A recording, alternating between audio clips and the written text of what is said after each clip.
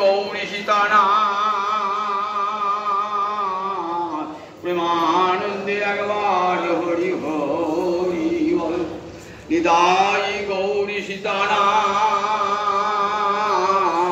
প্রেমানন্দে একবার হরি হরি বল। নিতাই গৌরী সীতানাথ প্রেমানন্দে একবার হরি হরি বল।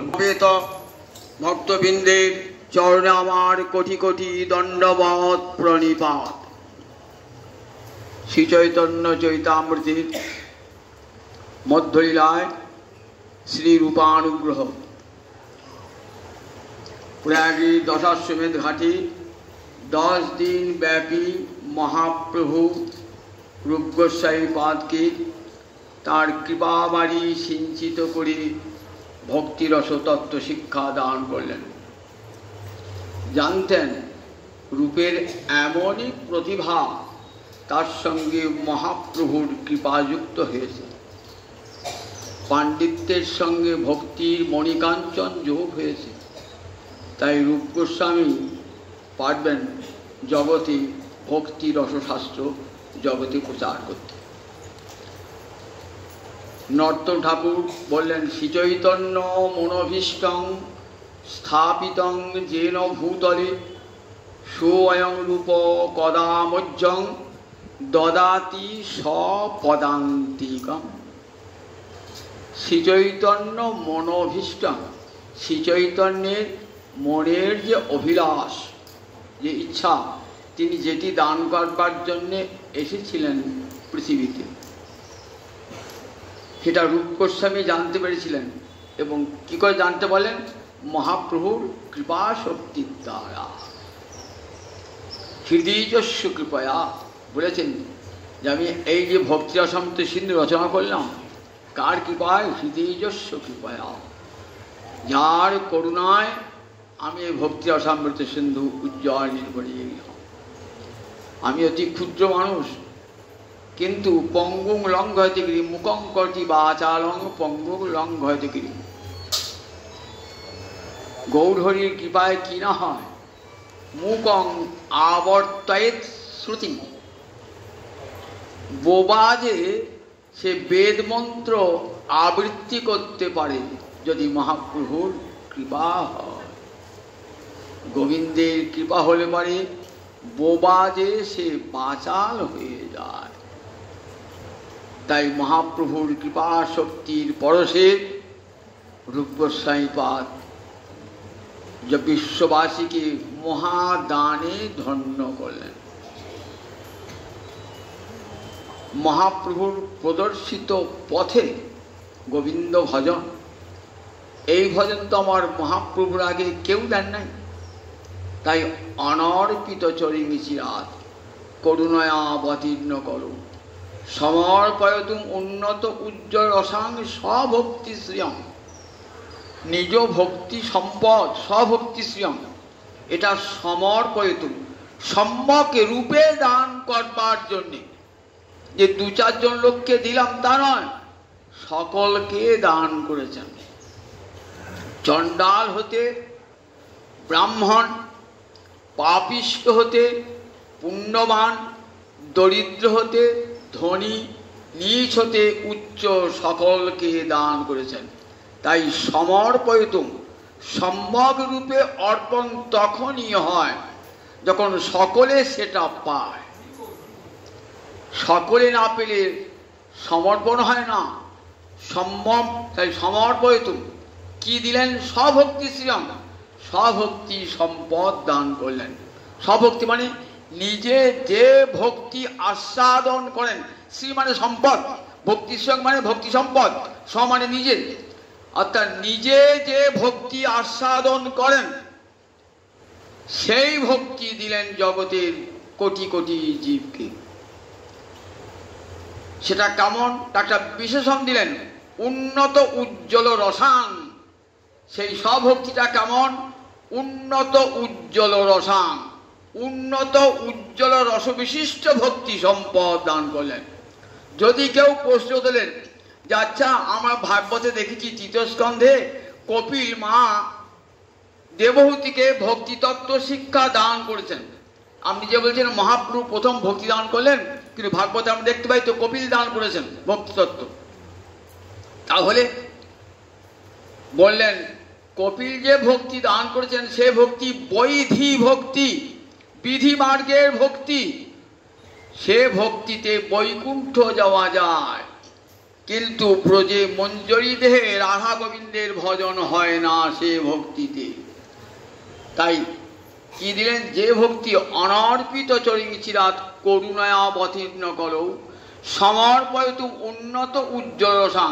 উন্নত উজ্জ্বল রস বিশিষ্ট। উজ্জ্বল রস মানে যা চকচক করছে, এতটুকু মালিন্য যার মধ্যে নাই, অর্থাৎ বিন্দুমাত্র কামনা বাসনা তার মধ্যে নাই। ভক্তিতে যদি কামনা বাসনা মেশানো থাকে তাহলে সেই ভক্তি হয় মলিন।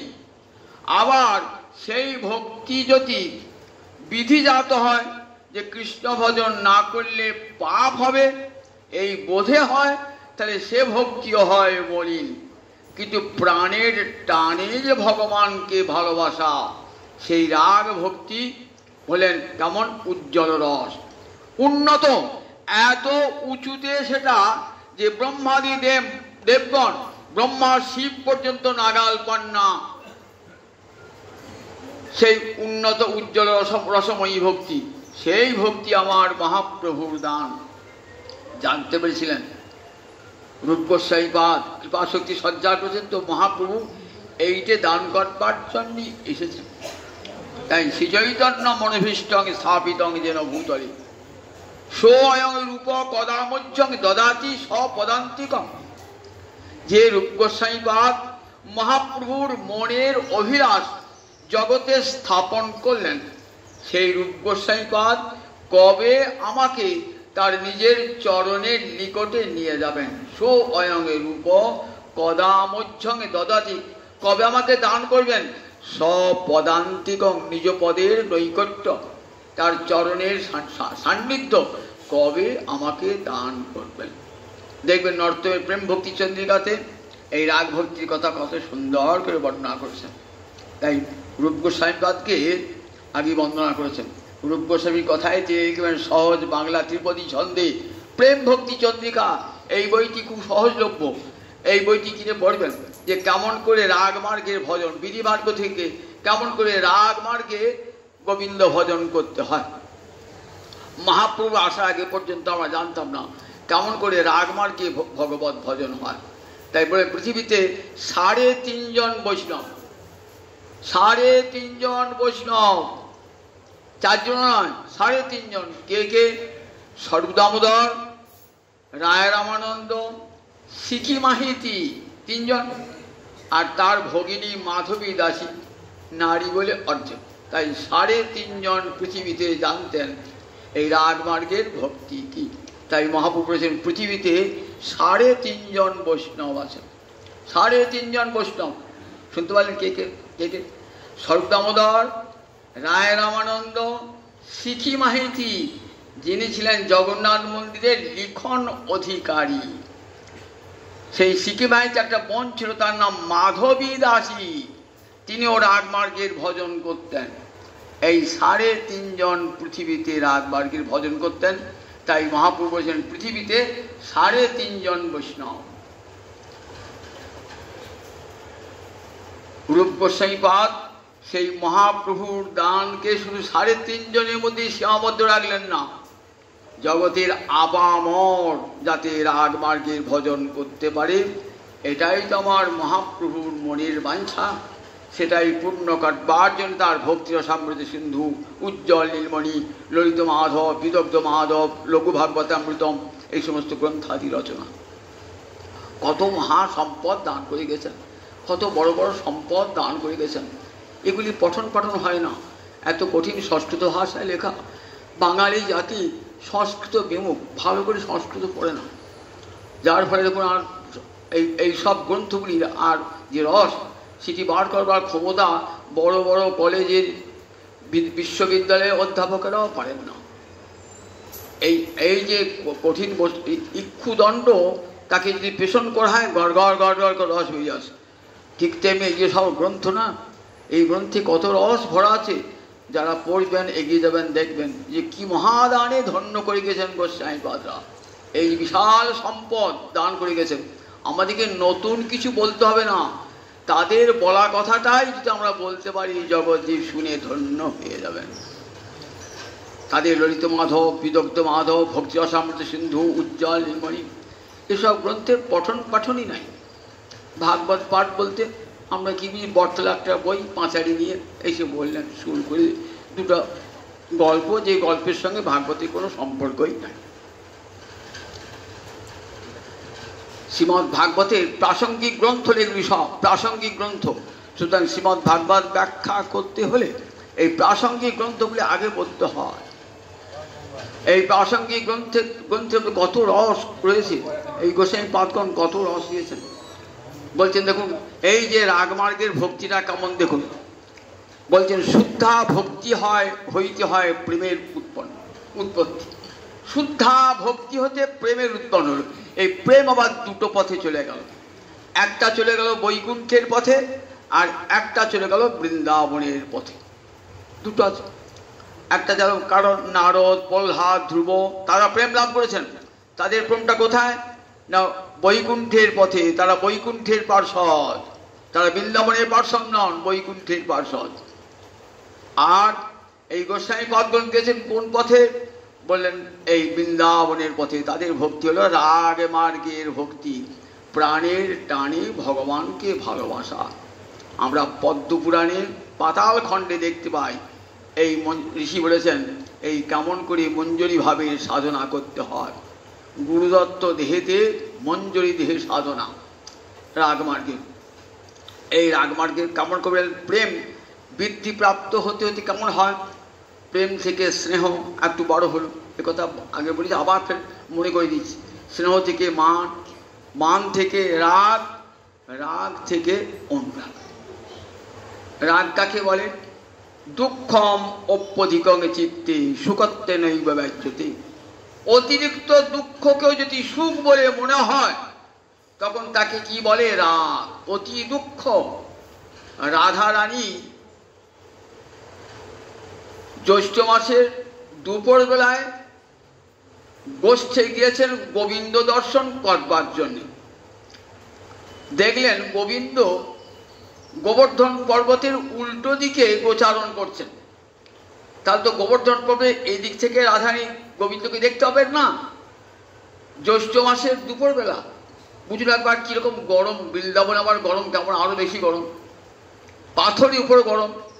রাধা রানী সুকোমল চরণ উঠলেন কোথায়, সেই গিরি গোবর্ধন পাহাড়ের উপর উঠলেন। পাগুলি কেটে যাচ্ছে, ফসকা পড়ে যাচ্ছে, কিন্তু খুব সুখ, গোবিন্দ দর্শন করবেন বলে। উপরে উঠে গোবিন্দ দর্শন, উপরে মধ্যাহ্ন সূর্য, তার প্রখর তাপ, আবার পায়েতে ওই পাথরগুলো গরম হয়ে ছ্যাঁক ছ্যাঁক করে পায়ে লাগছে, কিন্তু অপলক দৃষ্টিতে চেয়ে আছেন গোবিন্দের দিকে। এতটুকু দুঃখ বোধ হচ্ছে না। দুঃখম অপ্যধিকং চিত্তে সুখত্বে নৈব ব্যজ্যতে। অতি দুঃখকেও কৃষ্ণ ভালোবাসা এত নিবিড় যে অতি দুঃখকেও সুখ বলে মনে হচ্ছে। গোবিন্দ যিনি তাকে দুঃখ দান করেন, সেটাই বলছেন রাধারানী আমার কাছে সেইটা সুখ শ্রেষ্ঠ। মরে যদি দিলে দুঃখ তার হয় মহাসুখ, সেই দুঃখ মরি সুখ বর্জন। বলতে কি জগতে কোন নারী এটা বলতে পারে? তাই রাধারানী একবারে সমস্ত নারী, সমস্ত রমণীর মুকুটমণি হইয়াছেন জগতে। মরে যদি দিলে দুঃখ তার হয় মহাসুখ, সেই দুঃখ মোর সুখ বর্জন। আমাকে দুঃখ দিয়ে যদি গোবিন্দ আনন্দ পায়, আমি সেই গোবিন্দের সেই সুখটা কি বলবো, সুখশ্রেষ্ঠ। আমার কাছে সেটাই সুখশ্রেষ্ঠ। আমার নিজের সুখ বলে কিছু নাই, গোবিন্দের সুখই আমার সুখ। গোবিন্দের সুখে রাধারানী সুখী, নিজে এতটুকু সুখ চান না। উদ্ধব যখন যাচ্ছেন বৃন্দাবন থেকে চলে যাচ্ছেন, উদ্ধব তো বলছেন দেবী কি বলবো বলো, গোবিন্দ তোমার প্রাণনাথকে কি বলবো বলো।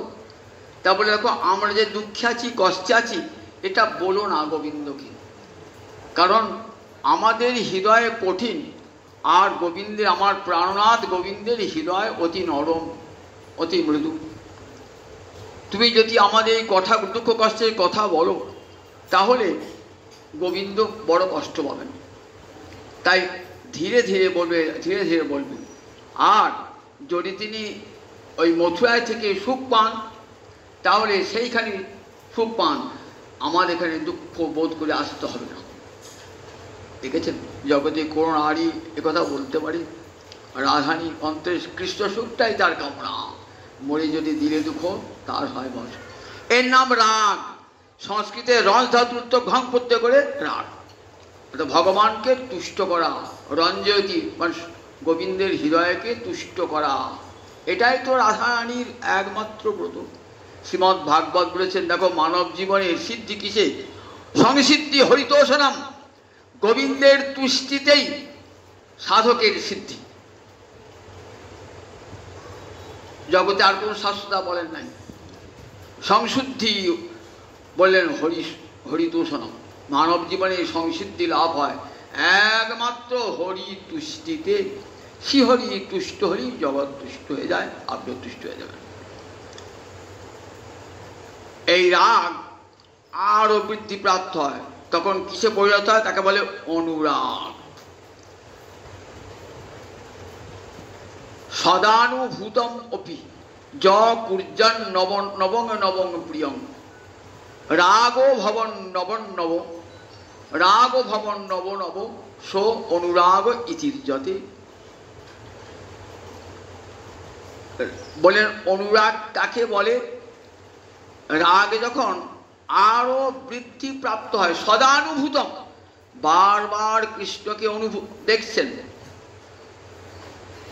কৃষ্ণের রূপ গুণ লীলা মাধুরী অনুভব করছেন, সদানুভূতম অপি, কিন্তু বলেছে যেন কোনোদিন কৃষ্ণ দেখি নাই, কোনোদিন কৃষ্ণ দেখি নাই। রাধানী বলছেন ললিতা বিশাখাকে, জানিস ললিতা, জানিস বিশাখা, আমি কোনোদিন কৃষ্ণ দেখি নাই। ললিতা বলছি সে কি রে, তুই কৃষ্ণ দেখিস নাই? কতদিন তোকে আমরা কৃষ্ণ দেখিয়েছি। মানের পর যখন মিলন করাতাম তখন গোবিন্দ দর্শন করতিস না? বলে দর্শন করতাম বটে, ঠিকই বলেছিস। গোবিন্দের যে অঙ্গে আমার দুটি নয়ন নিবদ্ধ হতো, আমার দুটি নয়ন সেই অঙ্গ ছেড়ে আর কোথাও যেত না। যদি গোবিন্দের নখচন্দ্রে দৃষ্টিপাত করতাম, কি অপূর্ব নখ, কেমন গোবিন্দের নখ, না চাঁদ যেন 10 নখে 10 খণ্ড হয়ে নেচে নেচে বেড়াচ্ছে। চাঁদ যেন চাঁদের কলা, গোবিন্দের নখগুলি যেন চাঁদের কলা। সেই যখন সেই নখচন্দ্রে আমার দৃষ্টি পড়ে যেত, ওই নখ ছাড়িয়ে আমার দৃষ্টি আর অঙ্গুলিতে যেত না, অঙ্গুলিতে যেত না। এত কৃষ্ণ অঙ্গে এত মাধুর্য, কৃষ্ণ অঙ্গের এত মাধুর্য, এত সৌন্দর্য। দেখুন একবার যে রাধারানীর, রাধা কৃষ্ণ রূপ দর্শন করে রাধারানীর নয়নের তৃপ্তি নাই, ন তৃপ্তি দর্শনাদিষু, দর্শন করেও অন্তরের তৃপ্তি হচ্ছে না।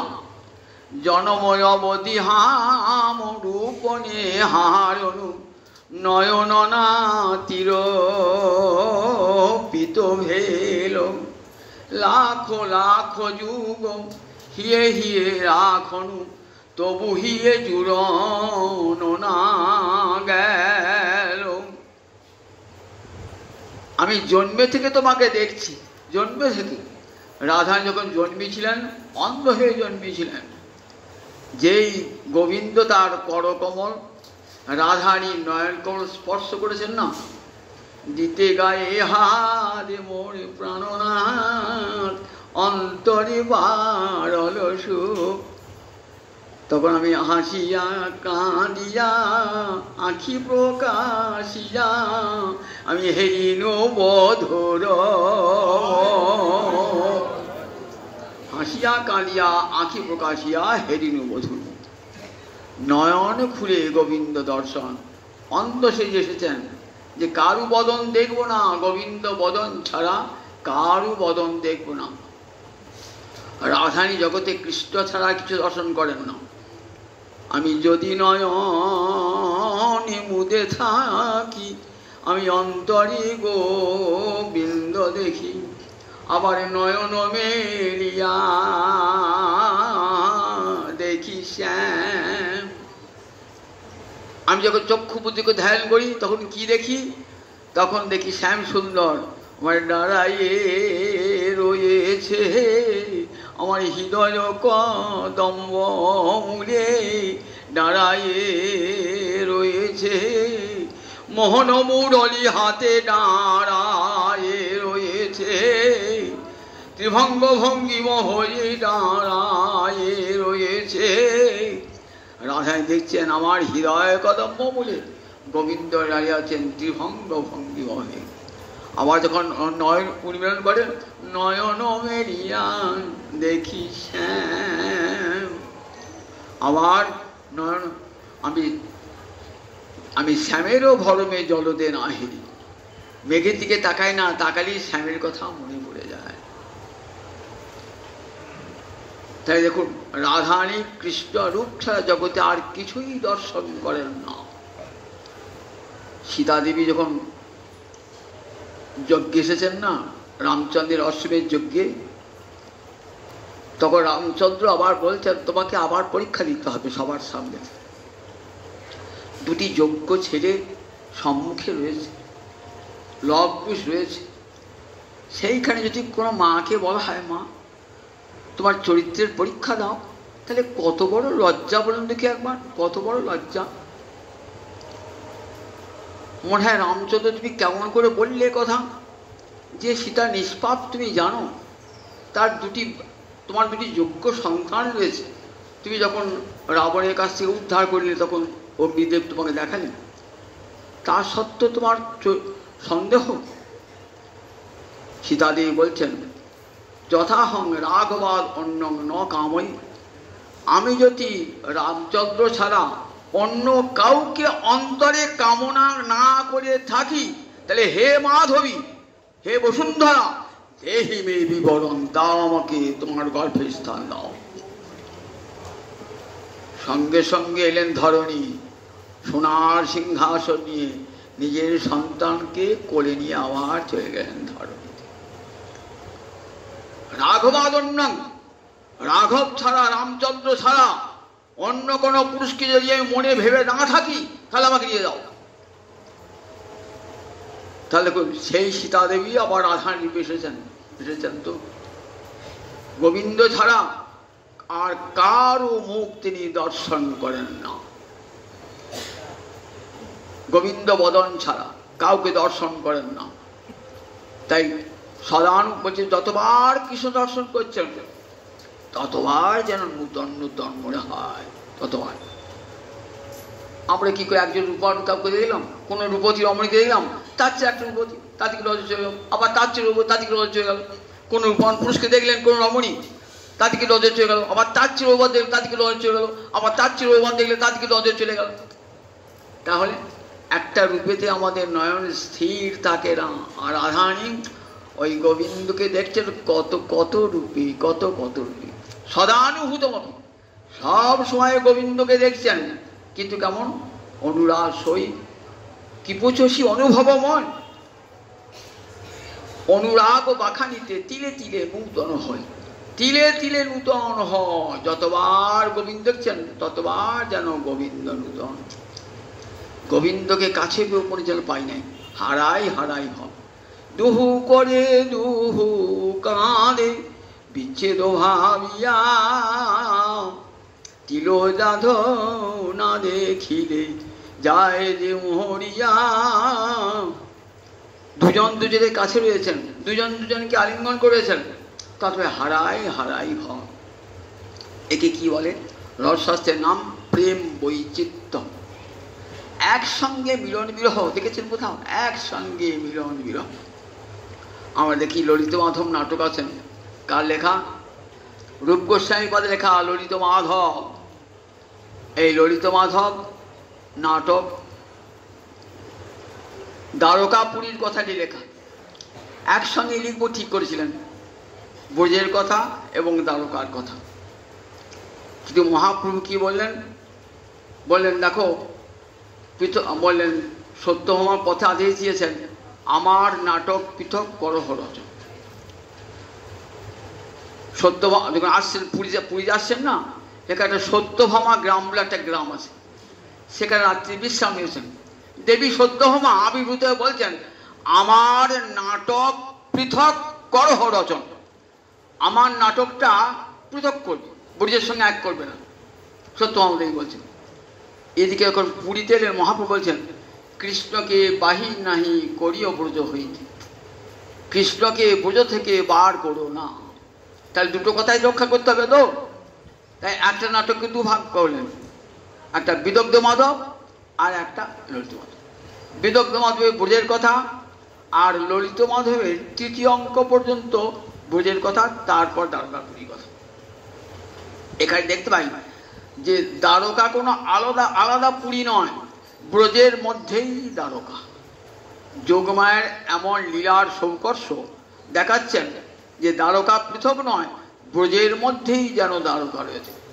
সেখানে দেখাচ্ছেন রাধা গোবিন্দের মিলনে বিরহের কি লীলা। পঞ্চমাঙ্কে আছে চন্দ্রাবলীর আভা। রুক্মিণী চন্দ্রাবলী যখন এই আমাদের ব্রজের গোপীরাই আবার গিয়ে দ্বারকায় গিয়ে 16,108 মহিষী হয়েছে। একটু ভালো করে মনে রাখবেন যে যারা ব্রজে গোপী ছিলেন তারাই আবার দ্বারকায় গিয়ে 16,108 মহিষী হয়েছে। চন্দ্রাবলী রুক্মিণী হয়েছেন। রুক্মিণী আমরা জানেন ভাগবতে রুক্মিণী বিবাহ বর্ণনা আছে। রুক্মিণী কৃষ্ণ যদি না আসে, আমাকে বরণ না করে, তাহলে আমি অগ্নিতে প্রাণ পরিত্যাগ করব। তার রুক্মিণী দ্বারকায় প্রাণ পরিত্যাগ করতে যাচ্ছেন। আগুন জ্বলছে, আগুনে আহুতি দান করতে যাবেন। কৃষ্ণ যখন এলেন, আমাকে কৃপা করলেন না, তখন আমি প্রাণ পরিত্যাগ করব। গরুরের পিঠে চড়ে গোবিন্দ হাজির হয়েছে। গরুর বলছেন, দেখো দেখো বিদর্ভ রাজকন্যা রুক্মিণী কি রূপ দেখো। কৃষ্ণ বলছেন, দেখ পরনারীর রূপ দেখতে নাই। এইবার রুক্মিণী অগ্নিতে ঝাঁপ মারবে। অগ্নি ঝাঁপ মারবার পূর্বে বলছে, নিজের সখীকে ডেকে বলছে, বলছেন, হে মাধবী তুই এক কাজ কর, আমাকে মাধবী হে মাধবী, হে আমার প্রাণদয়ীতে, হে প্রাণনাথ, হে শিখণ্ড চূড়, হে গোবিন্দ।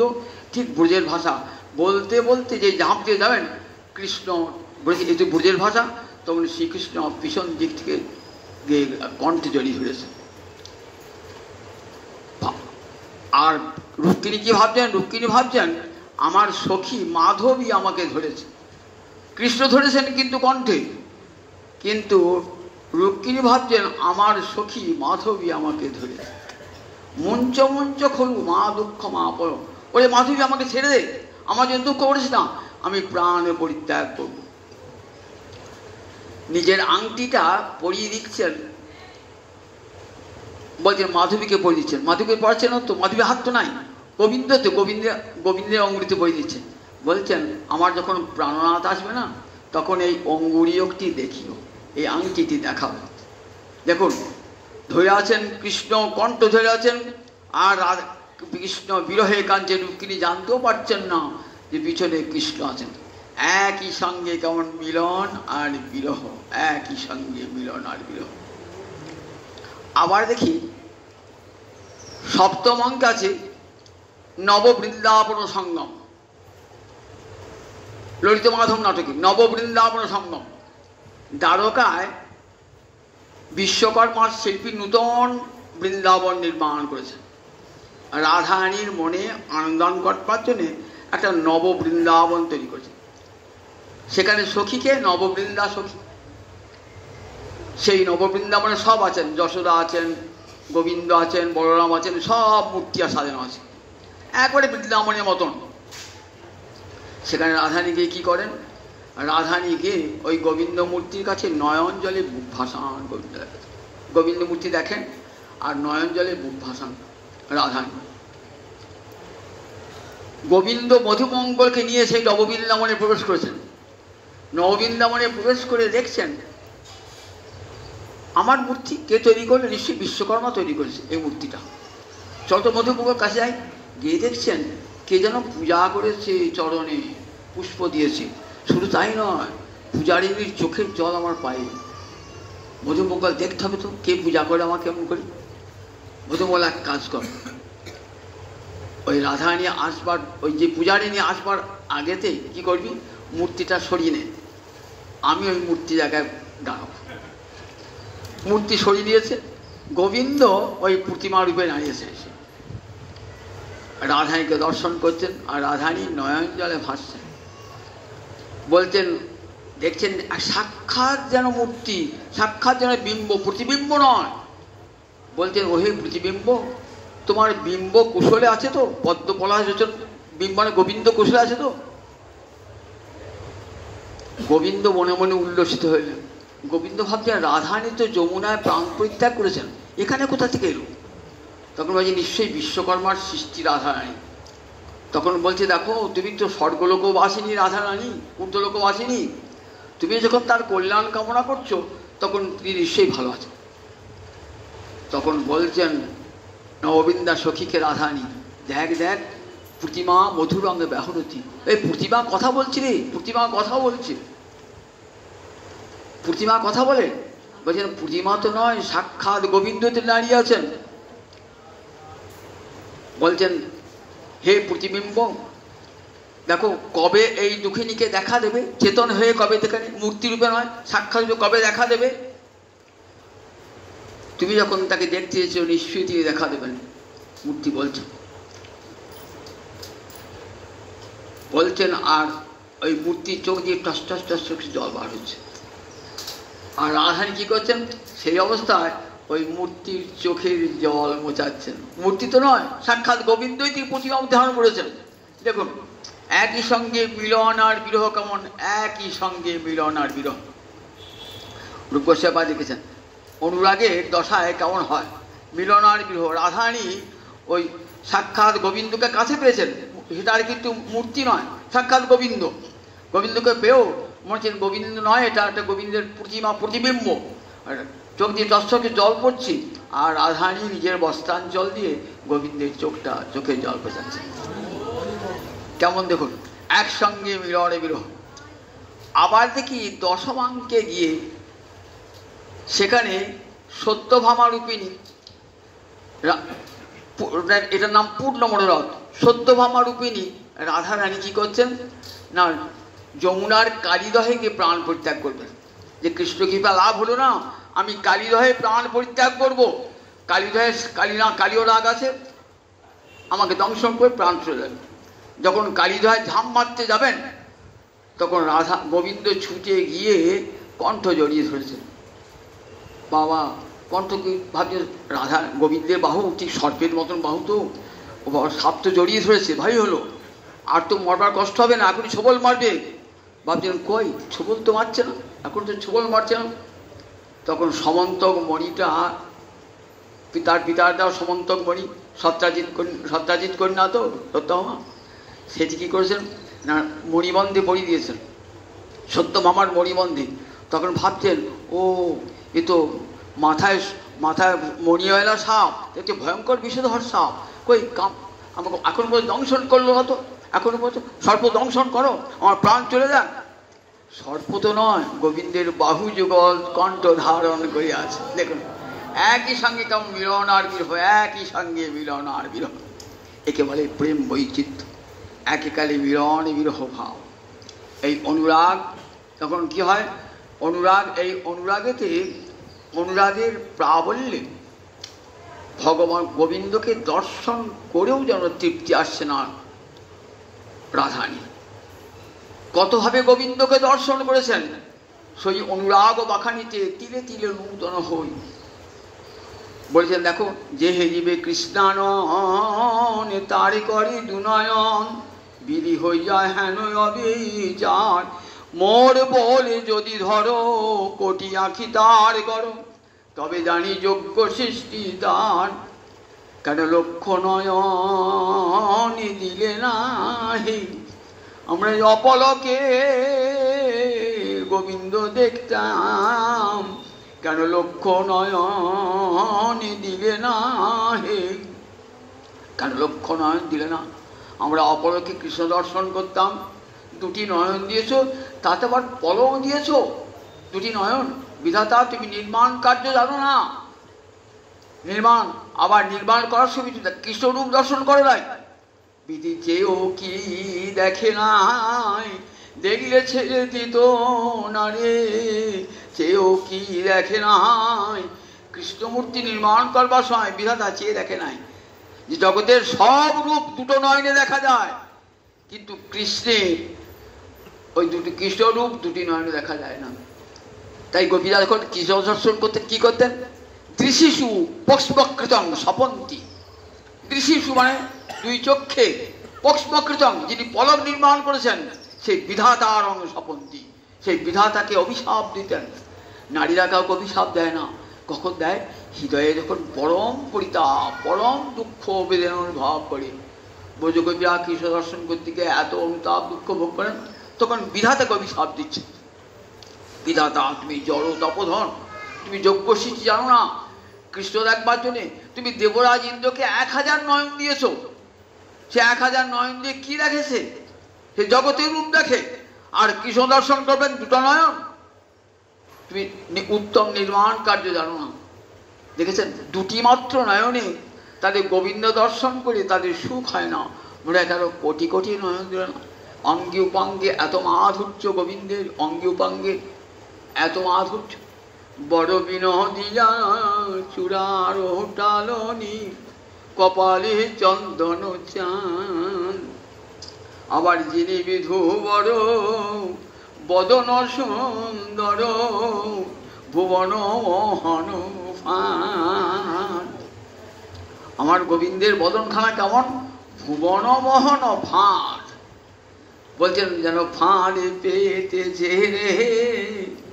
ফাঁদ পেয়েছে, কেন ফাঁদ পেরেছেন?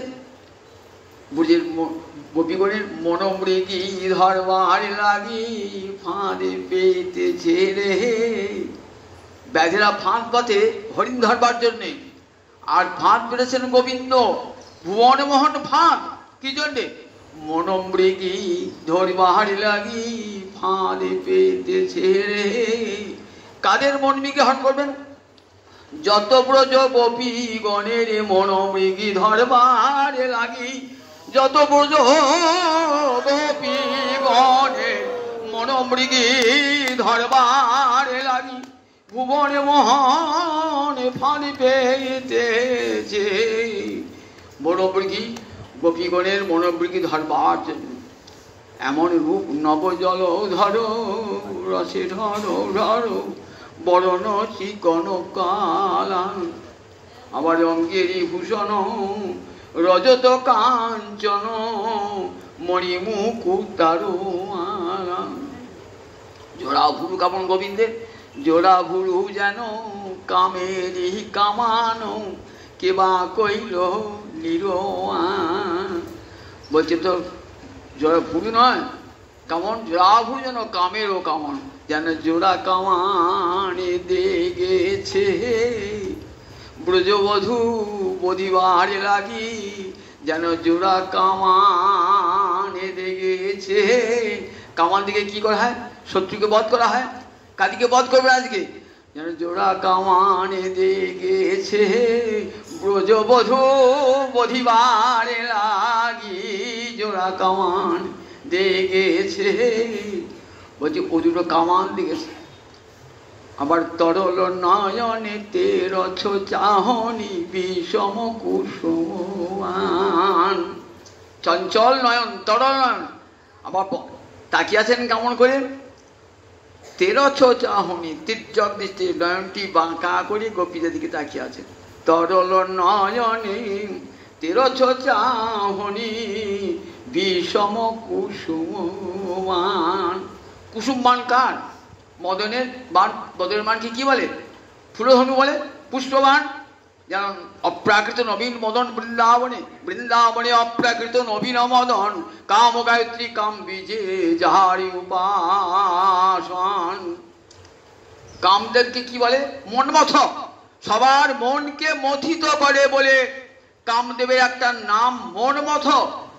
আর গোবিন্দ সাক্ষাৎ মনমথ। মনমথ মনমথেরও মনকে মথিত করে দেন, মদনের মনকে মথিত করে দেন। মদন শ্রী গোবিন্দকে দর্শন, রাসের দিন রাসবিহারী গোবিন্দকে দর্শন করে মদন মনে মনে কামনা করেছিলেন, পুরুষ রূপ নয়, আমি যেন নারী রূপ ধারণ করে তোমার চরণ সেবা করতে পারি। সাক্ষাৎ মনমথ। মনমথ গোবিন্দের এমন রূপ না, মদন পর্যন্ত স্বয়ং মদন মোহিত, মদন পর্যন্ত মোহিত হয়ে গেছেন গোবিন্দের ওই রূপ দর্শন করে।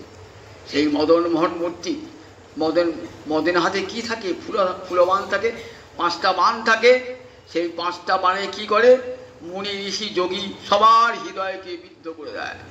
এমনি তার ক্ষমতা, তার কাছে সবাই পরাজয় স্বীকার করে। যত বড় যোগী হোক, ঋষি হোক, জ্ঞানী হোক, ধ্যানী হোক, তপস্বী হোক, মদনের কাছে সবার হার। কিন্তু সে মদনের অহংকার, মদনের পঞ্চবান ভেঙে হলো খান খান। মদনের পঞ্চবান ভেঙে হলো খান খান। আমার গোবিন্দ রূপের কাছে খান খান হয়ে গেল, মদনের অহংকার চূর্ণ হয়ে গেল। কত অহংকার তার জগতে, জগমাসি আমি সুপুরুষ। আজ গোবিন্দ যখন রাসবিহারে দাঁড়িয়েছেন না, তখন লজ্জা পাচ্ছেন মদন, কামদেব মদন। সে অপ্রাকৃত মদন, তার তরল নয়নে তেরছ চাহনি বিষম কুসুমান। তরল মানে চঞ্চল, চঞ্চল নয়নী, তেরছ চাহনি, জগদীশ তাকিয়ে আছেন বিষম কুসুমান, ভয়ঙ্কর কুসুমান। আমার সুন্দর অধরে মধুর মুরলী হাসিয়া কথাটি কয়। আমার বাঁশিটি আছে কেমন? বাঁশিকে বলে বলে রাধে রাধে, বাঁশিকে বলে বলে রাধে রাধে। বাঁশি আর কিছু আছে না, কেবল বলে রাধে রাধে। বাঁশিকে বলে বলে রাধে রাধে। রাধারানী এই বংশীধ্বনি শুনে আর তো ঘরে থাকতে পারেন না। রাধারানী বংশীধ্বনি শুনে, যখন এই বংশীধ্বনি শুনে রাধারানীর মন উতলা হয়ে যায়, পাগলিন হয়ে যায় রাধারানী।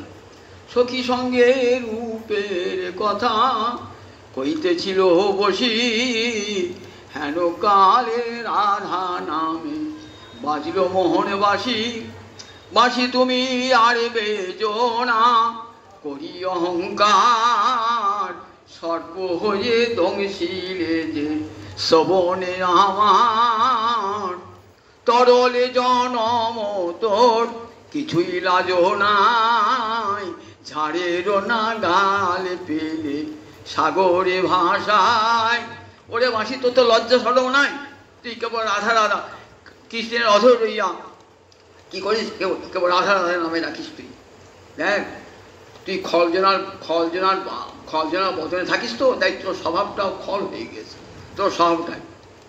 বলছি দেখ, তরলে জনম তোর হৃদয় সরল, আর খলের বদনে থাকি উগার গরল। তরল বাঁশে, বাঁশি তরল যেসব বাঁশে হয় না তো, পাতলা বাঁশে হয়, তরল বাঁশে হয়, বাঁশি বাজবে না তো। তরলে জনম তোর হৃদয় সরল, তরল বাঁশে তো জন্ম, তো হৃদয়টা সরল। কিন্তু খলের বদনে থাকি উগার গরল। তুই খলের বদনে থাকিস তো, তাই খলের বদনে থাক, খল মানে দুষ্ট, কৃষ্ণের বদনে থাকিস তো, তাই উগারও গরল। তাই তোর মন সরল হলে কি হবে? তুই গরল বিষ উদ্গীরণ করছিস, বিষ উদ্গীরণ করছিস। যদুনাথ দাসে কহে বাঁশির দোষ কি, খলে জনে যা বলায় তাই বলে বাঁশি। বাঁশিকে দোষ দিও না, বাঁশি কোনো দোষ নয়, খল জনে যা বলায় তাই বলে বাঁশি। গোবিন্দ যা খলজন যা বলাবে তাই বাঁশি বলে। এই বংশীধ্বনির প্রতি আক্ষেপ করেছে রাধারানী। অনুরাগে যখন বংশীধ্বনি বেজেছেন, কেনাবাসী বায়ে বড়াই কালিনী নয় কুলে, কেনাবাসী বড়ায় রায় বাজায় রায় এগোঠো গোকুলে। কে বাসি বাজাচ্ছে? এই বংশীধ্বনির এমন অপূর্ব গুণ না, এক একজনের কাছে এক এক রকম ধ্বনিত হয়। গোষ্ঠে গিয়ে যখন বাঁশি বাজাচ্ছেন রাধা গোবিন্দ, তখন কেমন অর্থ দেখুন। যশোদা শুনিল বাঁশি ননীদে মহারানী, মা যশোদার বাৎসল্য রস উদলি বলল। যশোদা শুনিল বাঁশি ননীদে মহারানী, মা আমার ক্ষুধা পেয়েছে, আমাকে ননী দাও। বাৎসল্য রসে হৃদয়ে অনুভূত হয়েছে। আর নন্দ বাবা শোনে বাঁশি বাধা বয়ে রানী। নন্দবাবু বলছে, বাবা আমি কাছারি বাড়ি থেকে চললাম, এইবার আমার পাদুকা দুটি মাথায় নিয়ে চলো, খড়ম দুটি মাথায় নিয়ে চলো, বাধা বয়ে রানী। শ্রীরাম সুদাম কি শুনছে বাঁশিতে? শ্রীরাম সুদাম শোনে বাঁশি, এবার চলো গোঠে যাই। শ্রীরাম সুদাম শুনছেন যে মাসিরা বলছে, এসো আমরা এবার গরু চড়াতে যাই। আর বিনোদিনী শুনে বাঁশি, এবারে ঘরের বাহির হওয়ায়। রাধারানী যে বাঁশি শুনছেন, রাধারানী আর ঘরে নয়, এবার ঘরের বাহির হওয়ায়। এই অনুরাগের চরম দশাতে এই অনুভবগুলি হয় সদানুভূতমুখী। যখন নবনবম প্রিয়ম, এই অনুরাগটাই আবার গাঢ় হয়ে ভাবে পরিণত হয়ে যায়। ভাবে পরিণত অনুরাগ, অনুরাগ যখন সসংবেদ্য দশা প্রাপ্ত হয়ে যায়, অর্থাৎ আস্বাদ্য আর আস্বাদক পৃথক বোধ থাকে না, কেবলমাত্র আস্বাদনটাই থাকে। রসগোল্লার জিহ্বা, আপনি জিহ্বায় রসগোল্লা দিয়েছেন তো, তার জিহ্বাটা হলো আস্বাদক আর রসগোল্লাটা আস্বাদ। যখন আস্বাদন করছেন, এমনই আস্বাদ রসগোল্লা খেয়ে আনন্দ পাচ্ছেন, যেখানে রসগোল্লাকেও মনে নাই, জিহ্বাকেও মনে নাই, শুধু আস্বাদনটাই আছে। অনুরাগ যখন এরকম অবস্থা প্রাপ্ত হয়, তখন সেটি ভাবে পরিণত হয়ে যায়। এটি আবার পরের দিন শোনাবো। আজ 8:15 বেজে গেছে, আর জানি তাই জানি তাই জানি তাই।